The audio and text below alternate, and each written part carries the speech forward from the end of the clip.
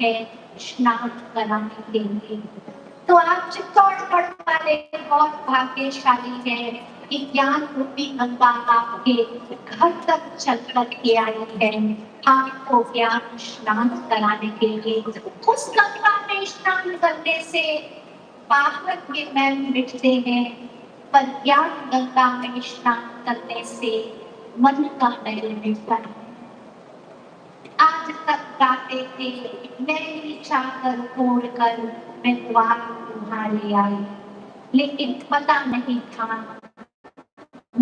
मैल मिटेगा कैसे, मैल धुलेगा कैसे, पता नहीं था।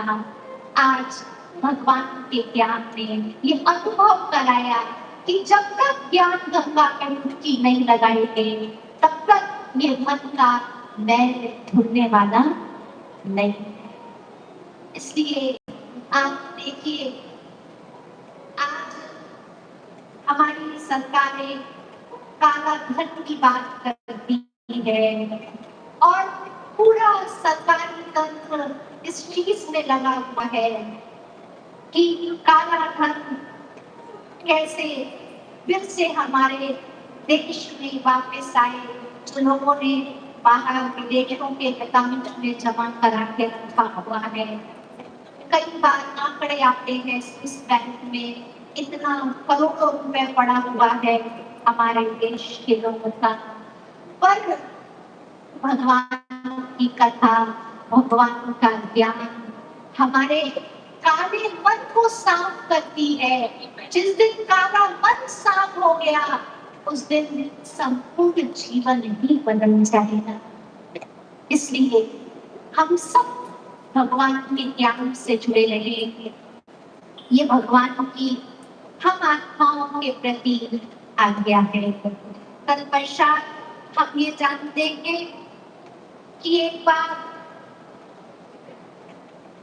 88,000 शौनकार्य ऋषि नैमिषारण्य में मौजूद थे और कहते हैं सूत जी का वहां प्रागट्य हुआ और सूत जी ने 88,000 ऋषियों को भगवान की कथा गंगा में स्नान कराया। 88,000 ऋषि सूत जी को कहते हैं आप हमें ऐसी कथा सुनाइए। कहा कथा नहीं सुनाइए, कथा का सार सुनाइए। कथा सार मम कर्ण रसायनम, अर्थात ऐसी कथा सुनाइए जिससे मन को शांति भी मिले और कानों को रस भी मिले। तो कहते हैं सूत जी ने 88,000 शौनकादि ऋषियों के निवेदन पर उन्हें भगवान के ज्ञान का श्रवण कराया।